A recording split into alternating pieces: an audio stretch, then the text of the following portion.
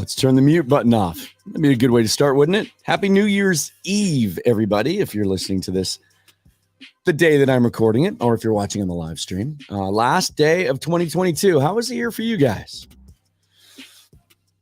How was it for the Seahawks?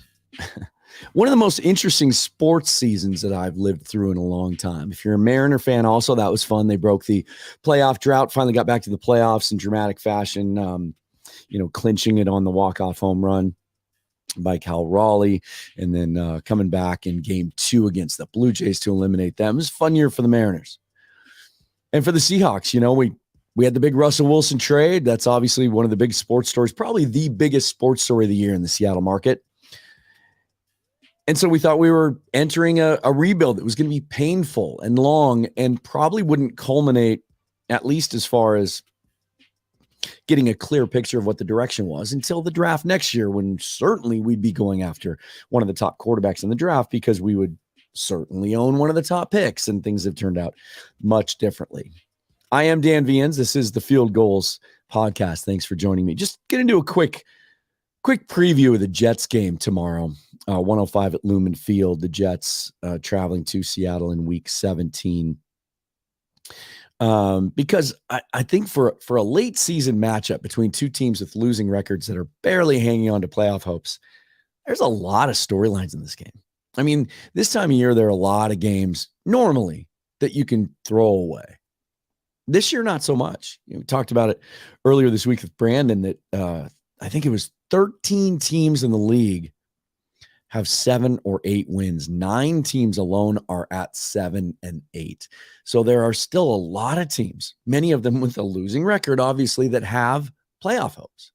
We're going to talk about that in a little bit, but more specifically about how this matchup looks, kind of where these two teams are trending, what chances I think the Seahawks have of winning tomorrow, how that impacts the playoffs, and really some of the interesting storylines in this game, some obvious and some sort of underlying. First, the basics. Both teams are 7 and 8. Both got off to good starts and have struggled lately. The Seahawks with 3 straight losses. They've lost 5 out of 6. The Jets have lost 4 straight. They were kind of the darlings, one of the real storylines early this season. Robert Saleh, in his second year as head coach, by all appearances, seems to really have something there, really commands the room, has a dynamic presence when he's behind the podium, seems to have a lot of respect around the league and in that locker room. And then the Jets put together a great draft this year. They had 3 first-round picks. Sauce Gardner, the cornerback out of Cincinnati, Jermaine Johnson, edge out of Florida State, and Garrett Wilson, wide receiver out of Ohio State. For all the talk of what a great draft the Seahawks have had this year, this may go down as one of the best drafts in a very long time for this Jets team. And that's just the first round. And then they get Breece Hall, running back, second round, injured, but really showed signs before that he was a franchise running back. So this, the Jets may have had one of the great drafts that we've seen in the last 10, 20 years.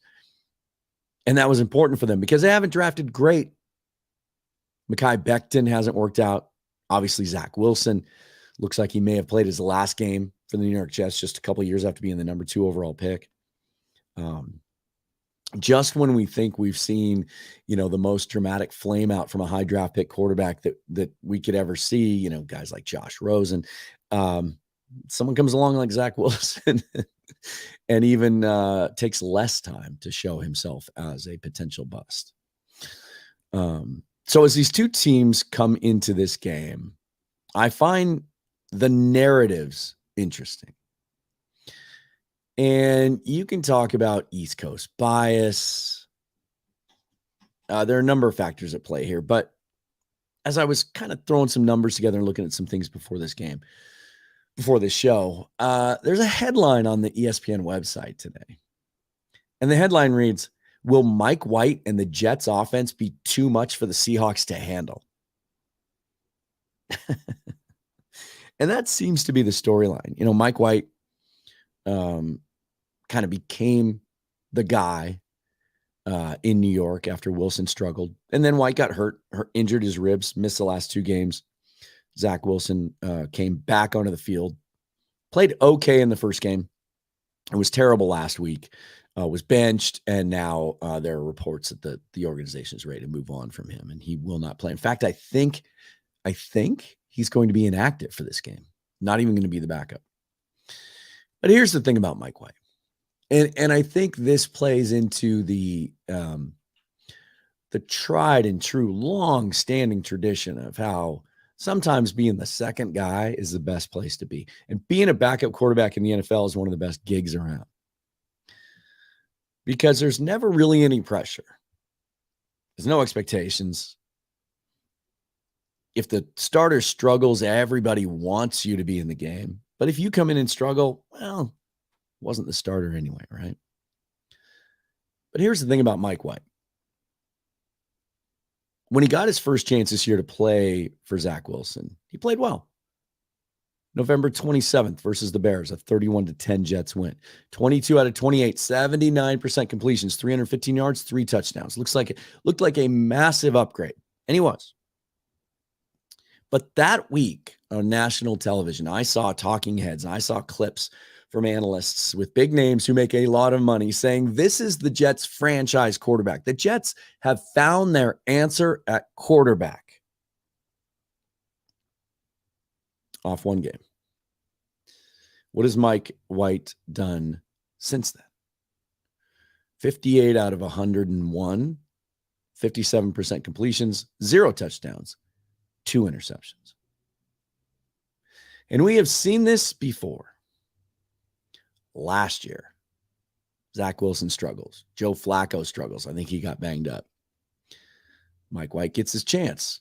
Has a really great game against the Cincinnati Bengals. Well, he threw 2 picks, but he had 3 touchdowns, 405 yards. And I think it was a nationally televised game. I feel like it might have been a Thursday or a Monday game.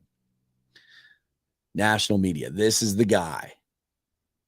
How'd he end up last year in his 4 or 5 games? 5 touchdowns, 8 interceptions, a 75 passer rating. Small sample size can always be tricky, but it might not apply any more dramatically than it does when evaluating quarterback performances. People overestimate preseason performances sometimes, and they certainly will overestimate and sometimes underestimate single game performances. So if you're shaking in your snow boots because it's not Zach Wilson this week, it's Mike White, and you're afraid he's going to tear us up. Well, first of all, the Seahawks secondary has been pretty good. Second of all, the pass rush the last couple of weeks has shown signs of coming around. They moved Patrick Mahomes, a little bit better than Mike White, around the pocket last week. Really forced one of Patrick Mahomes' more pedestrian games of the year. We saw some good things. But the other part of that headline was, will Mike White and the Jets offense be too much for the Seahawks to handle? Now, they have some cool things going for him in the passing game. Garrett Wilson, the rookie that I mentioned, first-round draft pick, has had an outstanding rookie season. One of the leading candidates for Offensive Rookie of the Year. 71 catches on 119 targets for 996 yards and 4 touchdowns. 359 of those yards come after the catch. He is a dynamic receiver. And granted, this is with, this some quarterback issues there, right? Zach Wilson played in quite a few of those games. Their next best receiver, Elijah Moore, the young draft pick from last year, the one who held out in training camp, wasn't happy with his role. 62 catches, but only for 417 yards. And after that, third leading receiver, Tyler Conklin, their tight end, 50 catches, 459 yards. So they're really limited in their weapons. And then let's talk about the running game. Over the last 3 games, the Jets' rushing attack has averaged 64 yards a game. So for all the struggles of the Seahawks rushing attack on defense the last half of the season, they did play well against Isaiah Pacheco and the Kansas City Chiefs, limiting them to less than 100 yards rushing. And the Jets just can't run the ball. Breece Hall got off to the great start. Manny looked good and looked like a franchise running back. And then he tore his ACL early in the season, end of October. So hopefully he makes a full recovery and comes back next year because he's a good one. And then they traded for James Robinson. He got hurt. Breece Hall is still the leading rusher for the Jets with, I had it here. 400 and something yards, less than 500 yards. Breece Hall is still the New York Jets' leading rusher. They can't run the ball.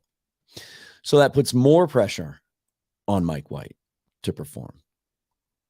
And the Seahawks rushing defense looked better against the Chiefs. There's an opportunity there for the Seahawks to make the Jets one-dimensional and to put it all on the shoulders of Mike White. And defensively, when the Jets got off to that great start, 7-4, and looked like they had a really good shot at the playoffs. Lots of attention on Sauce Gardner, the rookie corner. Quinnen Williams, the outstanding young defensive tackle in the middle of that line. Austin Blythe and that really, really porous interior offensive line. The Seahawks are going to have their hands full with him. For as vaunted as their defense was, and it's Robert Sala's calling card, they've given up 21.5 points a game in the last 4 games in that losing streak. Teams have moved the ball against the Jets in the last month. Conversely, the Seahawks over their last 3 have only averaged 15.6. Something's got to give. We saw positive signs from the rushing attack against Kansas City after it had been bottled up for a month. 100 yards for Kenneth Walker. Did not practice this week, but looked good last week, and Pete Carroll sounded optimistic that Walker was going to be good to go tomorrow. This game has all sorts of meaning, obvious and underlying. The obvious one is playoff implications. Both teams still clinging to playoff hopes. It doesn't look like much, but this game means everything to both these teams. Right now, according to 538.com, playoff odds, the Jets' playoff odds stand at 15%. The Seahawks at 27%. Jets are in a little, it's interesting. They're in a better position and they're in a worse position. And I'll tell you why in just one second. The reason it's better, Seahawks win their last 2 games, their playoff odds increased to 71%. So even if they win their last 2 against the Jets and at home against the Rams, they need a lot of help. All those teams that are bunched up with 7-8 wins and even 7-7 and a tie, in the case of the Commanders, Seahawks need a lot of help. The Jets' playoff odds go to 0 if they lose tomorrow. The Jets will be eliminated from the playoffs if the Seahawks can beat them tomorrow. And that takes on additional meaning when you look at one of the other interesting storylines of this game, and that is shared history, common ground. Lots of players on these 2 rosters that have history with the other organization. Most notably, from the Seahawks standpoint, well, there's Pete Carroll. Carroll coached the Jets in 1994 for 1 season. Went 6-10 that year.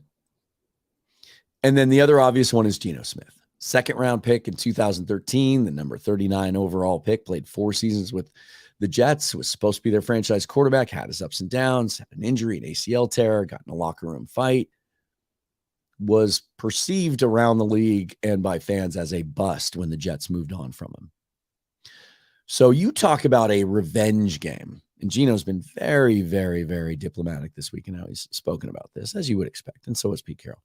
But you talk about a revenge game. Now he gets his chance in his rebirth, where he has established himself as a Pro Bowl quarterback and a guy that's going to get paid this offseason and may have found himself a situation that's fairly long-term, where he has an opportunity to be the starter for a team trending upward. Has really resurrected his career here in Seattle. One of the coolest stories in the NFL this year. Has a chance to knock his old team out of the playoffs. So that's one.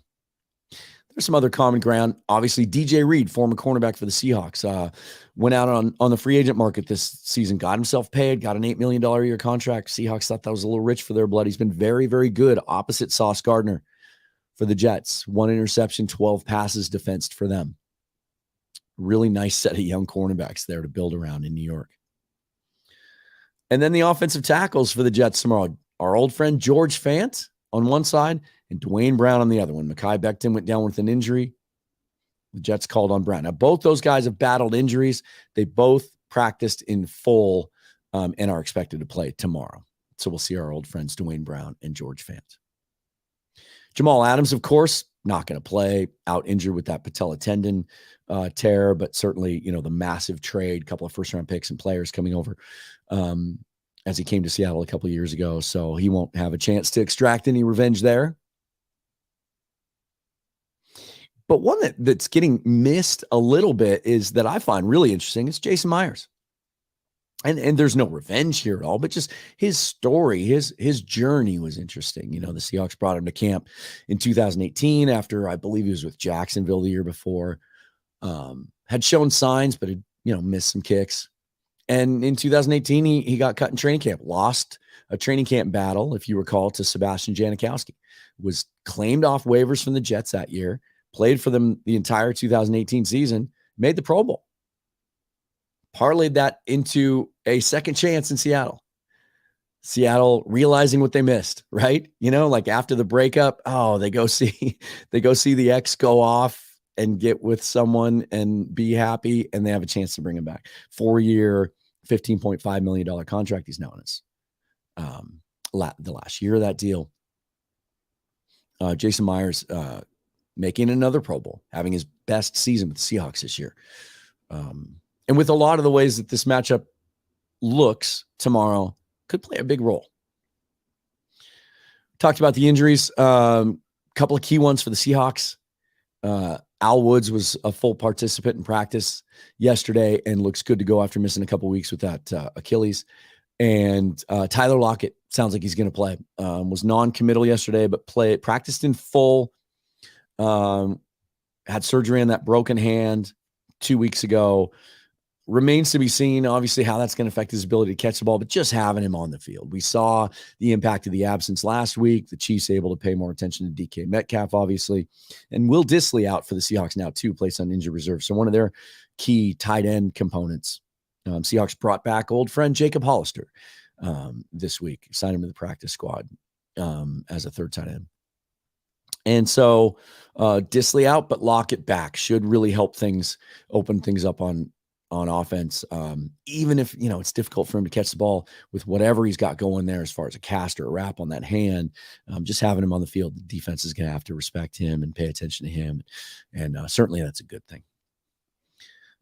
So Seahawks, Jets tomorrow, again, huge for the playoffs.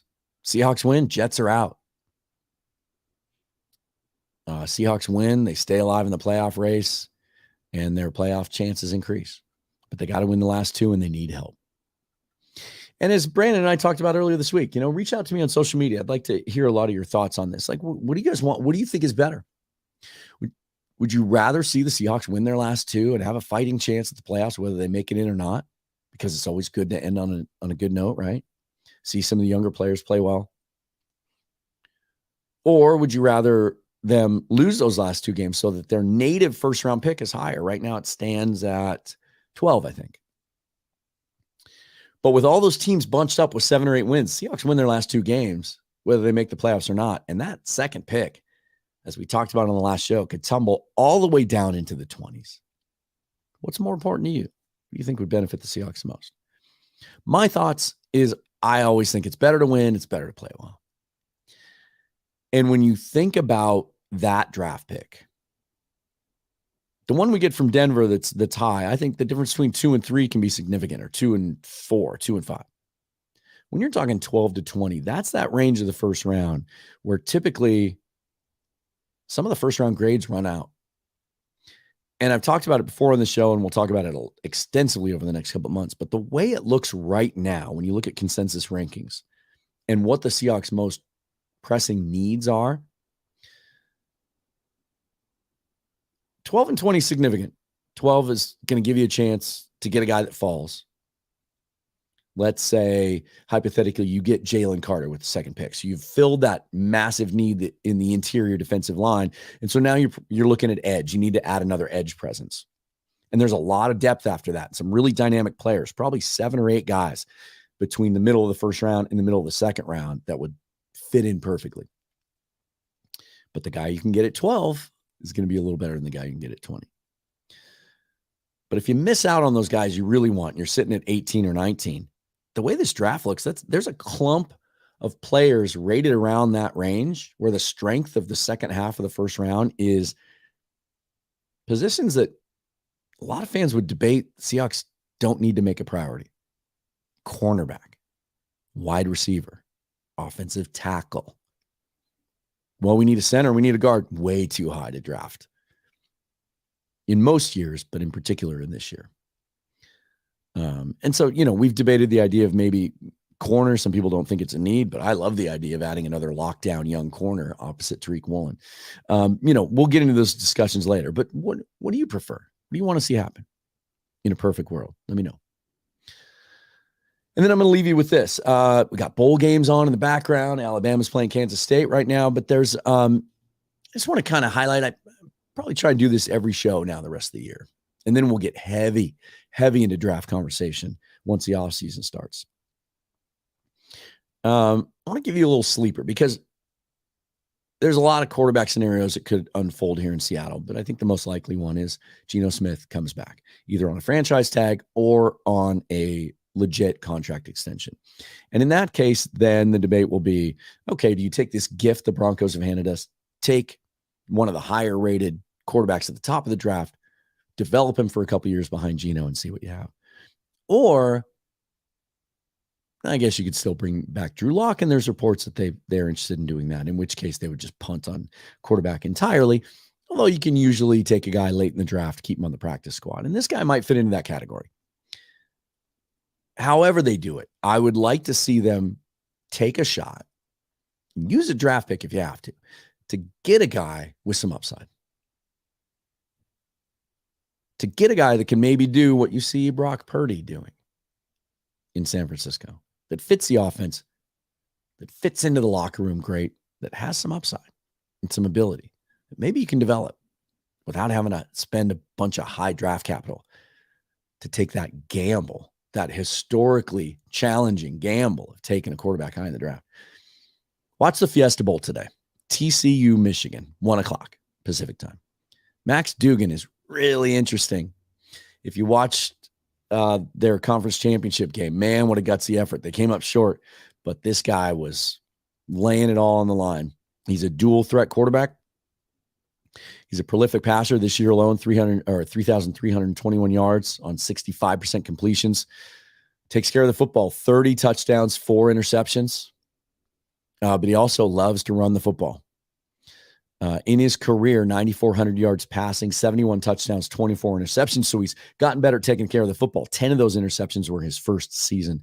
But he's also run for 25 touchdowns on 1,800 yards on the ground. I think I'm going to double check this here. I think he's 6'2". He's well built. 6'2", 210. He's a leader. He's just a baller. Hard-nosed, passionate, has a good enough arm, has some accuracy issues. Most quarterbacks coming out of college do. Has a lot of experience throwing vertically down the field. But he's athletic. He can move around in the pocket. He's experienced. He's played a lot of football games. And I think that's what we're starting to see. Guys that have experience in college, regardless of upside, have a better chance to succeed in the NFL. They don't get as many development reps early in their career. So the more reps they get in college, the more things they see. You look at a guy like Zach Wilson, really only 1 year as a full-time starter. Struggle, looks overmatched. Then you look at a guy like Brock Purdy, who is really limited physically, does not have a great arm. Mechanics aren't very good, isn't big and strong and all that athletic. But he played a lot of football at Ohio State. 4-year starter. He played at a high level, seen a lot of situations and scenarios. He was better prepared to step in the NFL. So watch Max Duggan today. He is a fun player. This should be a fun game tomorrow. Seahawks Jets, a matchup of two 7-8 teams trying to cling to playoff hopes. And we'll see how it all shakes out. A lot of things when we get together after the game and I give you my rapid reaction. Could see a lot of swings in draft position and playoff hopes. So have a fun but safe New Year's Eve tonight. We'll talk to you in the new year tomorrow. I am Dan Viens. Follow me on Twitter at Seahawks Forever. Subscribe to the podcast. We'll talk to you after the game tomorrow.